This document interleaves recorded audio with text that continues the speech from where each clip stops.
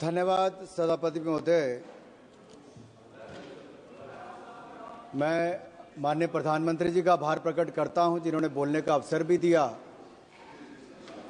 और आज हम गर्व के साथ कह सकते हैं मोदी है तो मुमकिन है और ये मुमकिन करके दिखाया। इसका सबसे बड़ा सबूत ये बजट है, क्योंकि ये सिर्फ एक वार्षिक बजट नहीं, ये विकसित भारत का रोड मैप है और संकल्प से सिद्धि तक ले जाने का रास्ता है। लेकिन माननीय सभापति जी, जैसे ही हम लोग विकसित भारत की बात करते हैं, विपक्ष के पेट में मरोड़ पड़ने शुरू हो जाते हैं।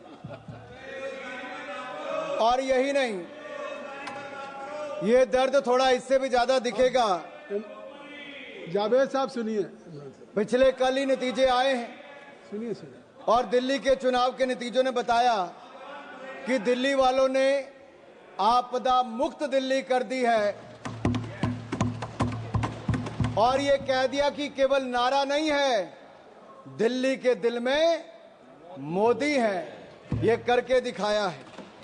और दिल्ली वालों ने आपदा की लूट की खुली छूट, जो लूट और भ्रष्टाचार चारों ओर फैला था, आज उनको बाहर का रास्ता दिखाया है। दिल्ली में कमल का फूल खिलाया है।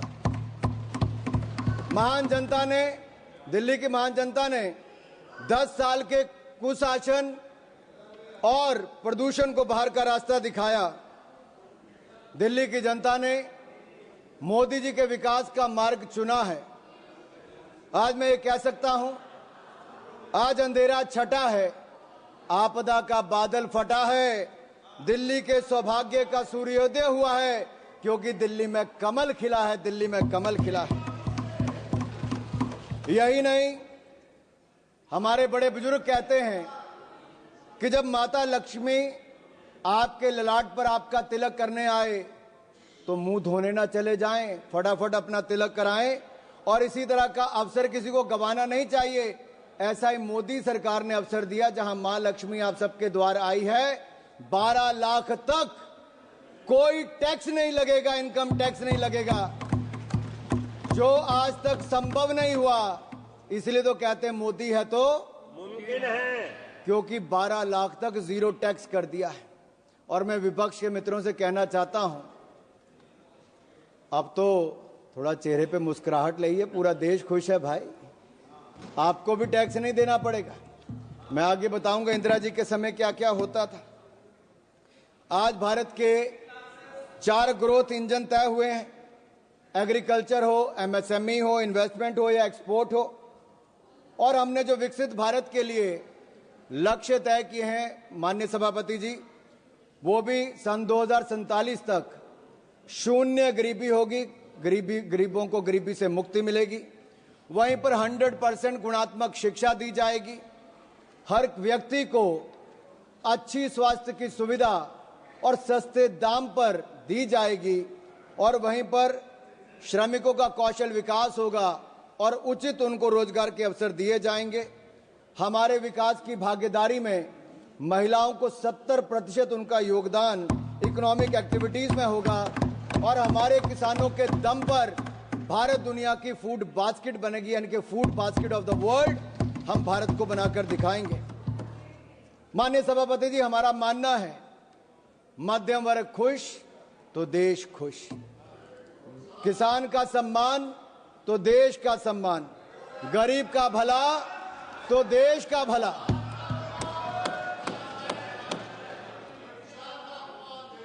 सुनना ही नहीं चाहते सर। सभापति जी, अगर मैंने देश के सम्मान की बात की, गरीब के कल्याण की बात की, मध्यम वर्ग के खुशी की बात की, तो इनको दर्द क्यों हुआ है? क्योंकि 60 वर्षों तक आपने दर्द दर्द और दर्द ही दिया है और हमने दर्द से मुक्ति दिलाने का काम किया। और वो मोदी जी ने दी मध्यम वर्ग को राहत, तो विपक्ष को हुई आहत और इनका दर्द दिखाता है। ना इनको मध्यम वर्ग से मतलब है, ना ही गरीब से, और इनका तो वही घिसा पिटा पुराना टेप रिकॉर्ड चल रहा है। कुछ नया तो है ही नहीं, नई सोच नहीं, कुछ नया कहने के लिए नहीं। महोदय, इस बार विदेशी चिंगारी ना होने का असर साफ दिख रहा है, और ये विपक्ष पर विदेशी चिंगारी ना होने का असर साफ दिख रहा है।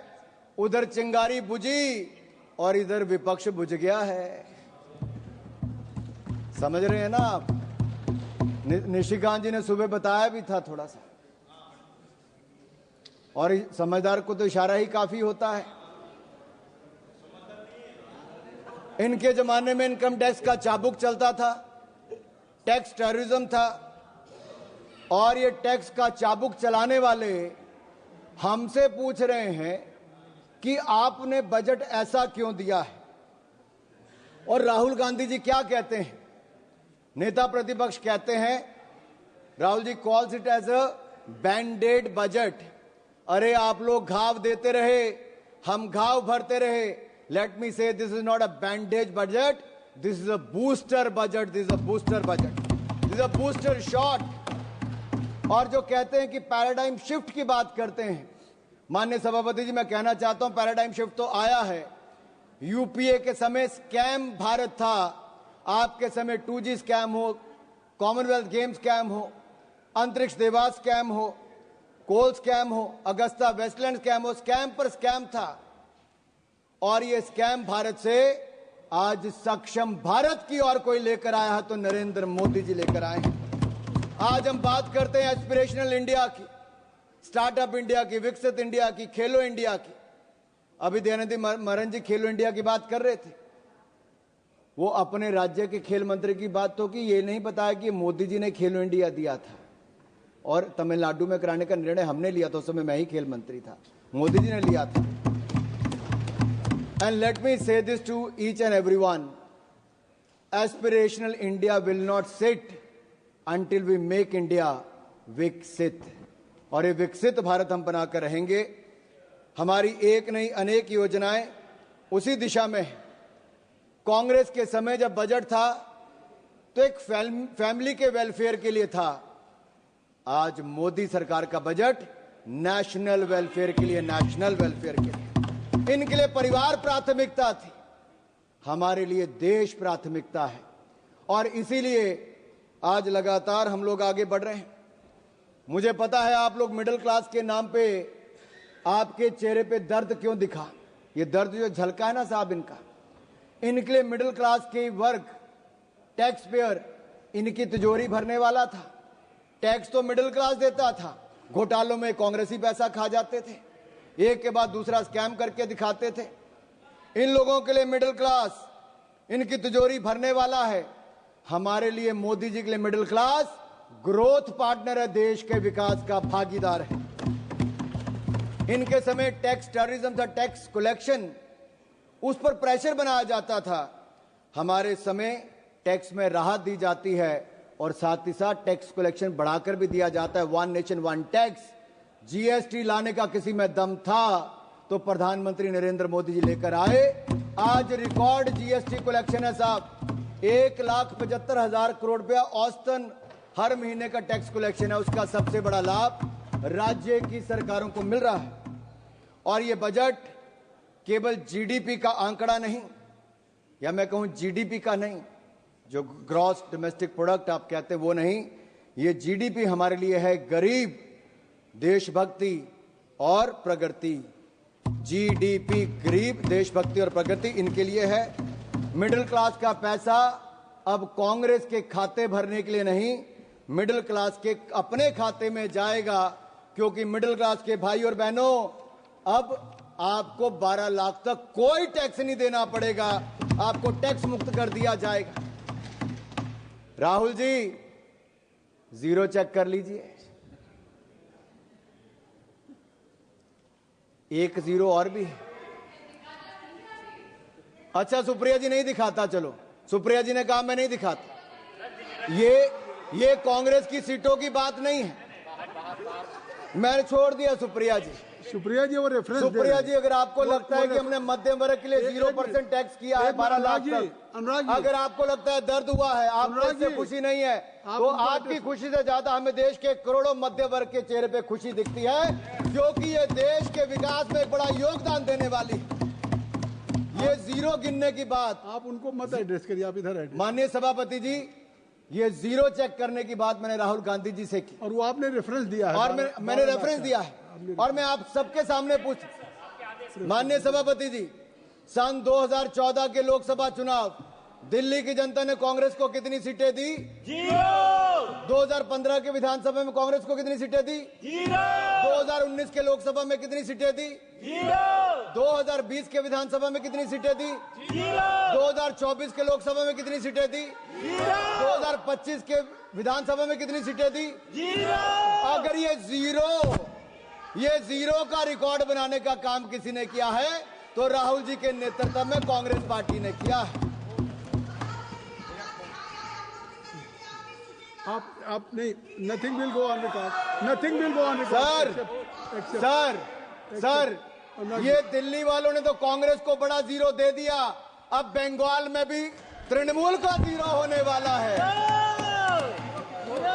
Kindly address to the chair, nothing will go on the record except Anurag Thakur ji. Please you address. Sir, मैं मध्य वर्ग पर टैक्स की बात कर रहा था। सर,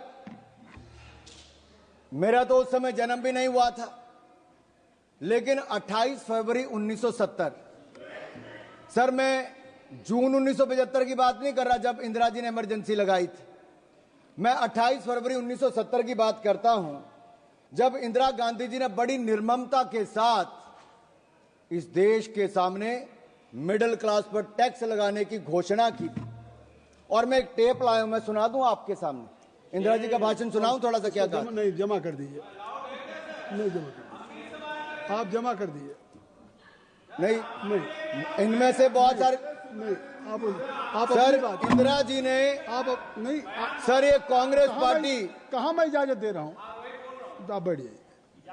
सर कांग्रेस चाहती है कि इंदिरा जी की टेप ना चले, नियम कहता है कि ना चले, लेकिन मैं आंकड़ा जरूर बताना चाहता हूं कि कैसे इंदिरा जी ने एक और तो इमरजेंसी लगाकर काला अध्याय दिया, लेकिन दूसरा 28 फरवरी 1970 को सरकार के टैक्स स्ट्रक्चर को देख लीजिए, जहां पर कमाई करने वाले जिनको दिन रात मेहनत करते थे उनको डायरेक्ट टैक्स 97.5% लगा दिया गया था, 97.5% टैक्स लगा दिया था।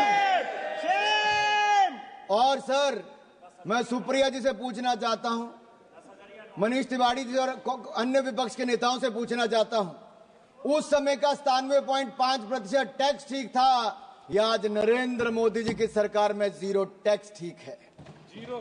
उस समय 5000 के बाद इतना टैक्स लग जाता था।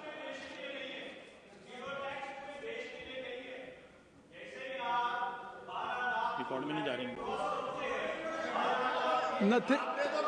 कोई चीज रिकॉर्ड में नहीं जा रही। Nothing will go on record except Anurag Thakur ji speech. Please आप कहिए। माननीय सभापति जी, आप उधर क्यों देखते हैं? माननीय सभापति, आप इधर देखिए। मैं आपको ही कह रहा हूं माननीय सभापति जी, ये मनीष जी का दर्द बहुत हल्का, क्योंकि इनकी आमदन 12 लाख से ज्यादा हो सकती है, मैं उस पर टिप्पणी नहीं करूंगा, लेकिन जो करोड़ों लोगों की 12 लाख तक की आमदन है, मैं पूरी जिम्मेदारी के साथ कहता हूं 12 लाख तक कोई टैक्स नहीं देना पड़ेगा, जीरो टैक्स है। और मैं याद करा दूं कांग्रेस के अपने मित्रों को, उस समय 5000 की आमदन के बाद 97.5% टैक्स सरचार्ज लगा के कर दिया था। और काला धन अगर किसी के कारण इकट्ठा हुआ, भाई निशिकांत दुबे जी को याद होगा, प्रणब मुखर्जी ने जो अपना व्हाइट पेपर दिया था, उस सब में कहा गया था कि काला धन के पीछे कारण क्या है, तो उस समय की कांग्रेस की नीतियां थी जो काला धन करने के लिए काम करना पड़ता था। यही दिया था कि नहीं दिया? अगर ये सब इनके समय, सर हम तो देश के लोगों को ईमानदारी से टैक्स देने की बात कर रहे हैं और देश के टैक्स पेयर का धन्यवाद करते हैं, वो ईमानदारी से टैक्स दे रहे हैं, तो आज जाकर जनता को पक्का मकान भी मिल रहा है, शौचालय भी मिल रहा है, पानी भी मिल रहा है, अनाज भी मिल रहा है। ये मिल रहा है क्योंकि एक ईमानदार सरकार नरेंद्र मोदी जी के नेतृत्व में चल रही है। ये मिडिल क्लास के खाते में सेंधमारी करते थे। सर लीडर ऑफ ऑपोजिशन है नहीं, शायद वो आलोपित हो गए हैं, मैं इस पे नहीं कहूंगा। सर वो बार बार, सर बैठे बैठे मत टिप्पणी करिए जावेद साहब।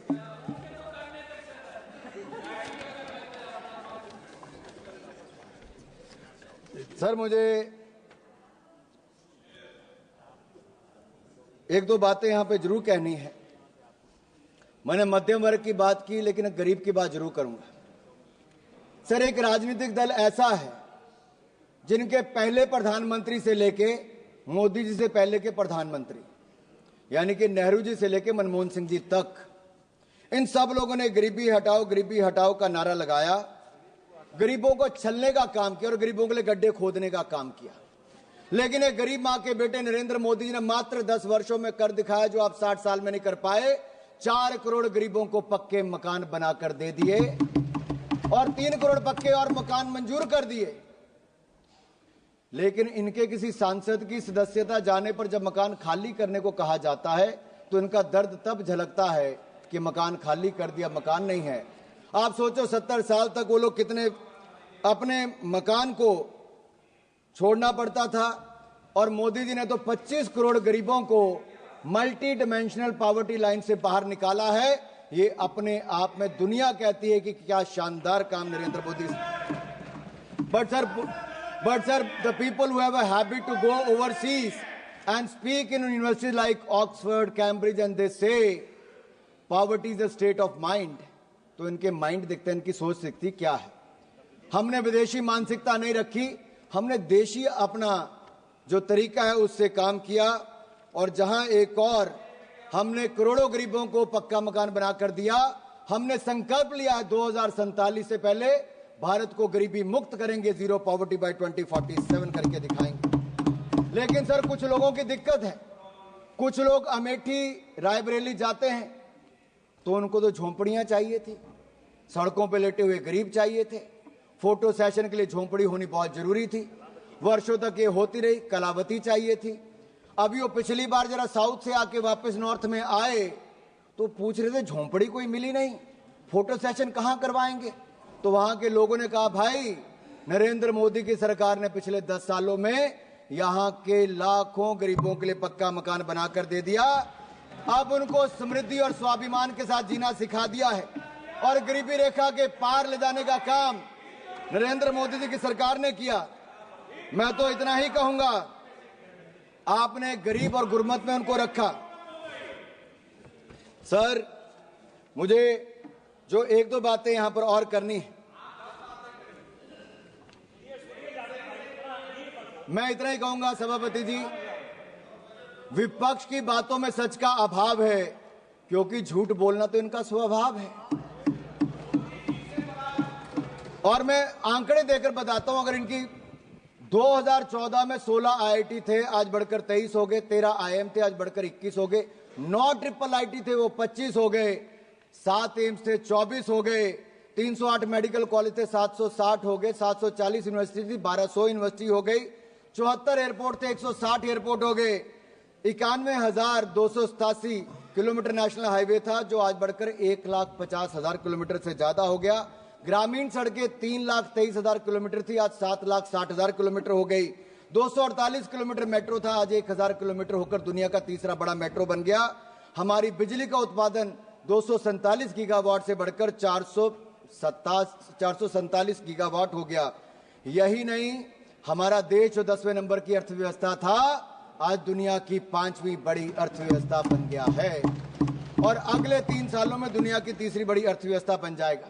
जो कहते थे कि बजट कहां बढ़ा है, माननीय सभापति जी, डिफेंस का बजट 2013-14 में 2,03,499 करोड़ था, जो रिकॉर्ड बढ़कर 6,81,210 करोड़ रुपया हो गया। यही नहीं, सड़कें बनाने का रोड ट्रांसपोर्ट का बजट इनके समय 25,476 करोड़ था, जो बढ़कर 2,87,000 करोड़ हो गया। रेलवे 27,000 करोड़ से बढ़कर 2,55,000 करोड़ कर दिया। होम अफेयर्स 53,371 करोड़ से बढ़कर 2,33,211 करोड़ हो गया। और यही नहीं, एग्रीकल्चर 17,395 करोड़ से बढ़कर किसानों के लिए 1,37,757 करोड़ हो गया। शिक्षा का बजट भी 71,000 करोड़ से बढ़ाकर 1,28,000 करोड़ से ज्यादा का हो गया। और अच्छे स्वास्थ्य की सुविधाएं 27,000 करोड़ से बढ़ाकर आज लगभग 99,900 करोड़ हो गया। अनुप्रिया जी यहां पर बैठी हैं, एमओएस हेल्थ, और मैं यही नहीं, आपको कुछ आंकड़े और भी रखना चाहता हूं, लेकिन उससे पहले एक दो बातें मैं और करूंगा।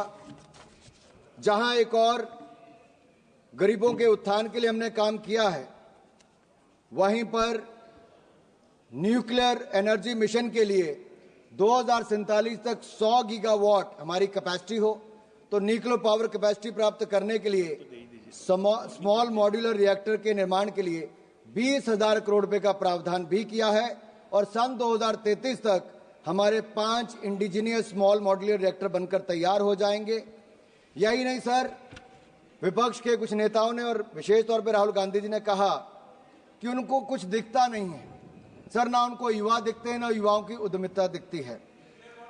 और मैं यही नहीं, ये लोग आइवरी टावर में रहते हैं, जहां खड़े वहीं के वहीं खड़े हैं। इनकी एक अलग अपनी दुनिया है साहब। ये ठहरे हुए पानी की तरह हैं, जिनको सड़ना मंजूर है लेकिन प्रवाहित होना मंजूर नहीं है। हमने तो मोदी जी के नेतृत्व में जो अभी आंकड़े बताए कि 2014 में भारत कहाँ था और आज 2025 में भारत कहाँ है। यही नहीं, हमारे युवाओं के पास नए आइडियाज हैं, इनोवेशन है, रेजोल्यूशन है, सॉल्यूशन है। लेकिन मैं एक सवाल इनसे पूछता हूं, 2014 से पहले स्टार्टअप कहां था? मोदी जी को युवाओं पर विश्वास था तो स्टार्टअप इंडिया लेकर आए। आज जितने कांग्रेस के सांसदों की आंकड़ा नहीं है ना, उससे ज्यादा भारत के यूनिकॉर्न का आंकड़ा 117 यूनिकॉर्न आज भारत में है। लेकिन कांग्रेस तो एक ही को स्टार्टअप करने में लगी रही। साहब, कितनी बार लॉन्च किया, ऐसा स्टार्टअप था कि वो पास ही नहीं हो पाया, बार बार फेल हो गया। और यही नहीं, अब तो हमारा प्रयास है, जहां एक और 1.5 लाख से ज्यादा स्टार्टअप्स बन गई। फर्स्ट टाइम एंटरप्रेन्योर्स की कैटेगरी के लिए जहां 5 लाख महिलाओं को, SC ST को अब 2 करोड़ रुपए तक का टर्म लोन देने का काम मोदी सरकार करेगी। एक बहुत बड़ा कदम। इससे पहले मुद्रा योजना हो, स्वनिधि हो या emergency credit line guarantee scheme हो, इन सब के माध्यम से बैंकों ने शानदार काम किया। लेकिन यूपीए के समय पॉलिसी पैरालिसिस तो थी, साथ में फोन बैंकिंग भी थी। क्योंकि मनीष ने अभी कहा कि पॉलिसी पैरालिसिस इनके समय था, फोन बैंकिंग भी थी। 12 में से 11 बैंक घाटे में थे, पीसीए फ्रेमवर्क में थे। हम 4R लेकर आए और हमने बैंकों को सुधार किया। आज 12 के 12 बैंक मुनाफे में हैं। अकेला एसबीआई 66,000 करोड़ रुपए का मुनाफा कमा रहा है सर, 66,000 करोड़ का। यही नहीं सर, अगर आप देखिए, हम सर, मुझे 4-5 मिनट में खत्म कर दूंगा sir. If today we have to say, we can say Congress is anti business, anti entrepreneur and anti youth party. Sir, मैं एक आपके माध्यम से देश समाज के सामने, संसद सदन के सामने एक बात रखना चाहता हूं। एआई की बात की गई। क्या एआई केवल आर्टिफिशियल इंटेलिजेंस की बात है? मोदी ने कहा हम तो एस्पिरेशनल इंडिया को आर्टिफिशियल इंटेलिजेंस के साथ जोड़कर देख रहे हैं। लेकिन एआई एक एंटी इंडिया सोच के लिए भी है सर। वो लोग जो सेंसेक्स के गिरने पर सेलिब्रेट करते हैं, झूमते हैं, जो फाइनेंशियल इंस्टीट्यूशन को डैमेज करने के लिए लगातार प्रयासरत रहते हैं, जो भारत के नुकसान करने की बार बार कोशिशें करते हैं, जो भारत को बदनाम करने का प्रयास करते हैं, क्या आपको लगता है देश के लोग कभी उनके साथ खड़े होंगे? ये एआई जो है ना, एंटी इंडिया वाले, इनके साथ कभी कोई खड़ा नहीं होगा। और सर, एक गठबंधन भी बड़ा था। वो कहते हैं ना, 7 फेरे भी लेने हो तो सत्यता, समर्पण और प्रेम ना हो तो वो 7 जन्म का साथ भी नहीं चलता, 7 महीने भी नहीं चलता। और यही इंडी गठबंधन के साथ वो आज तार होता नजर आ रहा है। आज छोटे छोटे दल भी कांग्रेस को कहते हैं कि इनका नेतृत्व हमें नहीं चाहिए। यही नहीं सर, लीडर ऑफ ऑपोजिशन के लिए, नेता प्रतिपक्ष के लिए मैंने पहले भी कहा था कि नेता प्रतिपक्ष का पद जिम्मेदारी और ईमानदारी का है। लेकिन इनसे जिम्मेदारी और ईमानदारी की उम्मीद करना वैसा ही है जैसे किसी बिल्ली को दूध की रखवाली करने के लिए बोल दो सर। और यही नहीं सर, हमने सेमीकंडक्टर को लेकर आए, बड़ी बड़ी हजारों करोड़ की इन्वेस्टमेंट आई। एस्पिरेशनल इंडिया को, आर्टिफिशियल इंटेलिजेंस को भी आगे लेकर आएंगे। सर, मैं 2 मिनट में बस खत्म कर रहा हूं। आर्टिफिशियल इंटेलिजेंस का इस्तेमाल मोदी जी भारत के सशक्तिकरण के लिए करना चाहते हैं, लेकिन विपक्ष के एक नेता इसको विभक्तिकरण के लिए करना चाहते, क्योंकि वो एआई का उपयोग कास्ट सेंसस के लिए करना चाहते हैं, जो आज भी जात पात से बाहर ना आना चाहते हो। अभी एक सांसद ने भाषण दिया, उन्होंने केवल एक क्षेत्र की बात करके छोड़ दी। सर, आज भी क्षेत्रवाद जातवाद के नाम पर अगर विपक्ष देश को बांटने का प्रयास करेगा, और कांग्रेस के एक सांसद ने पिछले सत्र में भी, पिछले जो हमारा सदन था उसमें भी कहा था कि दक्षिण भारत के लिए कर दीजिए, वहां की जनता ने भी उसको वापस चुनकर नहीं भेजा, क्योंकि देश एक रहना जानता है और मोदी जी के नेतृत्व में एक रह के आगे बढ़ना चाहता है। मैं राहुल गांधी जी ने कहा कि देश के फिस्कल डेफिसिट की बात की। मैं ये कहूंगा राहुल जी, आप फिस्कल डेफिसिट से ज्यादा अपने पॉलिटिकल डेफिसिट की चिंता कीजिए। फिस्कल डेफिसिट की चिंता मोदी जी कर लेंगे, दूसरे का मुझे पता नहीं। और यही नहीं सर, आज जो दिल्ली में केजरीवाल जी के साथ राहुल जी इल्लू इल्लू कर रहे थे ना, वो 70 में से 67 सीटों पर उनकी जमानत जब्त हो गई, खाता खुल नहीं पाया। और मैंने पहले भी कहा था, डबल डेटिंग करने वालों का हाल वो आज यहां पे नजर आ गया है। और राहुल गांधी जी के आइडियाज और विपक्ष के आइडिया को विपक्ष ने कृपया समाप्त, देश ने माना नहीं। सर, ये आखिरी 2 लाइनें कह के मैं खत्म कर रहा हूं।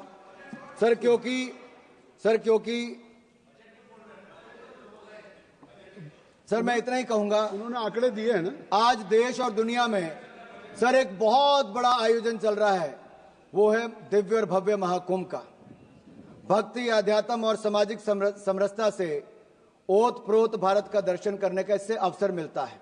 सर, मुझे भी परसों जाने का अवसर मिला, मैंने भी कुंभ में स्नान किया। मैं इस अलौकिक आनंद का वर्णन नहीं कर सकता।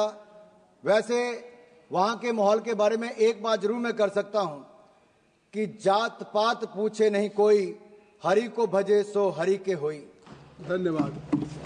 कहने के लिए सर, प्रयागराज में कुछ लोग कहते हैं कि उनके पुरखों ने, जैसे मान लीजिए जवाहरलाल नेहरू जी ने कुंभ में स्नान किया था, लेकिन आज की पीढ़ी जाने के लिए तैयार नहीं है। हालांकि जाते तो अवसर मिल जाता, स्नान करने का भी, भारत के दर्शन करने का भी, दादाजी की समाधि पे फूल चढ़ाने का भी। और यही नहीं, हाँ हो सकता है सर अंकल सोरोस और अंकल सैम ने मना किया हो, कृपया समाप्त और फतवा जारी कर दिया हो कि ना कोई रामलला के दर्शन करने जाएगा, ना कोई कुंभ स्नान करने जाएगा। सर, ये वही है जो दिल्ली के चुनाव में जिनके, कृपया समाप्त करें। Sir, don't cut my time sir. कृपया समाप्त कर दिए। सर मैं बजट समाप्त कर दें। सर मैं समाप्ति कर रहा हूं। सर मैं इतना ही कहूंगा, काफी बात आपकी। सर ये लास्ट लाइन कह के कर रहा हूं कि जहां भारत की क्षमताओं को बढ़ाने का काम कर रहे हैं, वहीं पर जब हमने बिहार के बारे में बात की कि मखाना बोर्ड वहां पे बनाएंगे, तो जो लोग वहां जाके दूसरों के साथ मटन बनाने का काम करते थे, मखाना बोर्ड पर उनके चेहरे मुरझा गए। ऐसा क्यों है सर? सर, ग्रीनफील्ड एयरपोर्ट की बात हमने बिहार के लिए, तो उसका विरोध करना शुरू कर दिया। कोसी कनाल प्रोजेक्ट की बात की, national institute of food technology की बात की, तो उस पर भी सर मैं ये कहूंगा कि मोदी सरकार का ये बजट जो है वो विकसित भारत बनाने के लिए है, वो उसी दिशा में आगे बढ़कर है। और पूरे देश ने मोदी जी के इस बजट का स्वागत किया है। आपने मुझे बोलने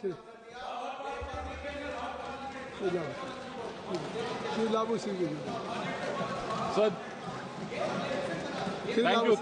thank you sir for allowing me to speak on union budget. Shri Labu Singh, अब Labu Singh, Let him conclude.